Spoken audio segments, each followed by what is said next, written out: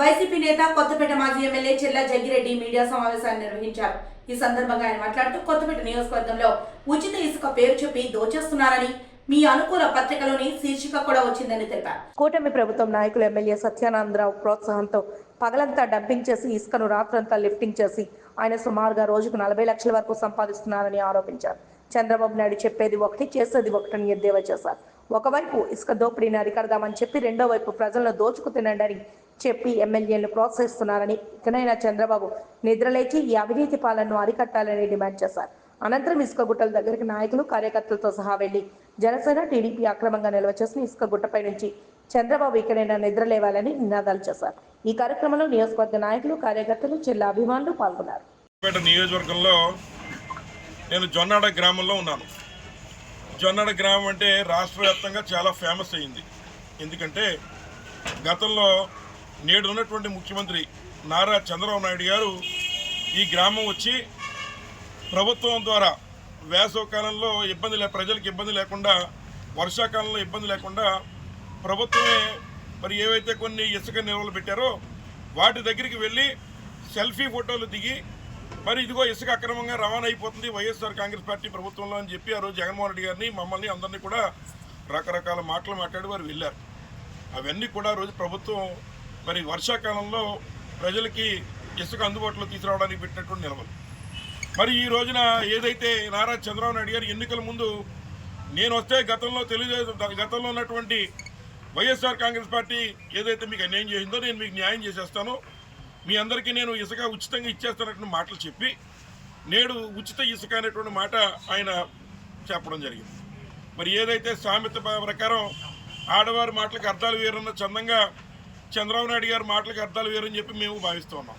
ఎందుకంటే ఇసుక ఫ్రీ అని చెప్పిన మరుక్షణం ఈరోజు సామాన్య ప్రజానికం అంతా కూడా స్థానికంగా ఇసుక అందుబాటులో ఉన్న వారు ఇసుక తెచ్చుకునే పరిస్థితుల్లో లేరు. ఎంచేతంటే ముఖ్యంగా జొన్నాడలో ఉన్నటువంటి ఏదైతే ఇసుక ఉందో ఆ ఇసుక అంతా కూడా మరి తమ్ముడే ప్యాకెట్ అయిన చందంగా అన్నదమ్ములు, ముఖ్యంగా బండారు సత్యేంద్రరావు గారు వారి తమ్ముడు 2 పార్టీల్లో వారి ఉండి కూటమి ప్రభుత్వం పేరు పెట్టి గుట్టలు పెట్టి వాటిని చక్కగా పంచుకొని అమ్ముకునే కార్యక్రమం చేస్తున్నారు.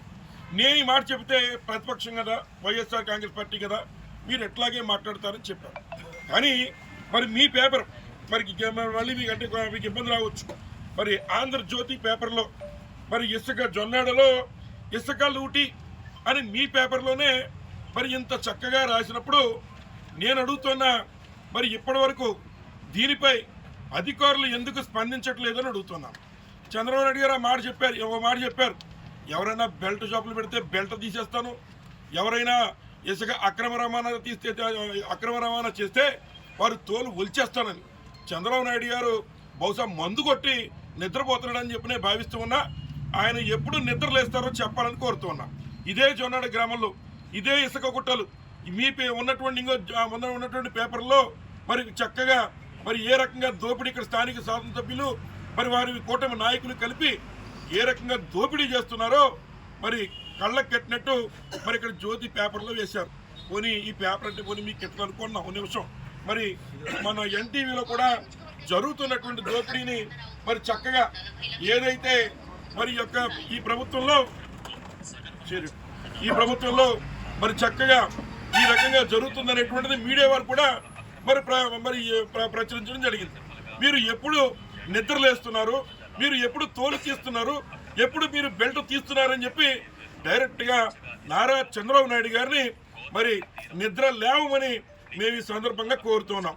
అలాగే సామాన్యులకి మరి ఇసుక అందుబాటులోకి రావాలంటే, మరి ఉన్నటువంటి సామాన్యులందరికీ కూడా ఇసుక అందుబాటులోకి రావాలంటే వారు వెళ్ళి డైరెక్ట్గా ర్యాంపుల నుంచి తెచ్చుకొచ్చన్నారు, మాకు అభ్యంతరం లేదు. ర్యాంపు నుంచి తెచ్చుకునే చోట ఈ రోజున ఎవరైతే జొన్నాడ గ్రామంలో పాపం ఎంతోమంది ఉన్నటువంటి లేబరు పాపం వారు తెల్లవారులు అయితే కాయ కష్టం చేసుకుని ఈ ప్రభుత్వంలో పెరిగిపోయిన ధరలకి కుటుంబాలను నెట్టుకు రాలేక పాపం ర్యాంపుల్లోకి వెళ్ళి పని చేసుకుంటూ ఉన్నారు. వారు కష్టపడుతున్నారు. వారి కష్టం వారి శ్రమ దోపిడీ కాకూడదు. వారు మరి లోడింగ్ చేస్తున్నందుకు వారిని భయభ్రాంతులకు గురి చేసి వారికి కేవలం 300 రూపాయలు ఇచ్చి 600 రూపాయలు వసూళ్లు చేస్తున్నాడు బండారు సత్యేంద్రరావు గారు అని చెప్పి సందర్భంగా మీకు మనవి చేస్తూ ఉన్నా. 600 మరి చంద్రబాబు నాయుడు గారేమో ఎవరైనా నాయకులు వీటిలో ఉంటే వారి సంగతి తేల్చేస్తానని చెప్తున్నాడు.